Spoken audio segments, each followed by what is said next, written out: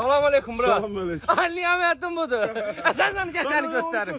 Keş kameranın qabana göster. Niyametini göstermeyeyim. Göstermeyeyim, Hayır, telefon. Niyametini göstermeyeyim biz. Niyametin salam.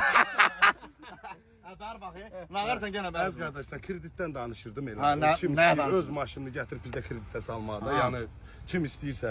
90'dan yukarıda değil. Hə, Luboy 90-cı ildən yuxarı Luboy maşını özün idarə satmaq istəmirsən, Açsa. özünə də təcili pul lazımdır. Gətirsən bizdə kreditə salırsan, 20 dəqiqə, yarım saata kredit həll olunur, maşının nömrəsi də dəyişmir. Götürürsən pulu xırda-xırda ödəyirsən. Nömrəncə də dəyişmirsən. Burada səsçi olsa Qarabağır da burada səsləyə bilirsən. Sakitliyə. Sigaretin var. Sigaretim var. Ha, bir tanesini ver mənə. Amma iki Paşkanı saatı götür, var. paşkanı götür. Zakı. Verim abi biz getdik sağ ol. Allah kömən. Sən söhbətin elə. Hə. Nəsə xəbər ol, uşaqlara xəbər ver, qarıya xəbər ver. Yaxşı, yaxşı. Anya mədim, məni çək, onları niyə çəksən? Əziz qardaşlar, kim istəsə profildə nömrə var, bu üstünə əlaqə saxlasın. Sağ ol. Yəni ki, xoşuma gəlmədi. Necə çəkir ağa?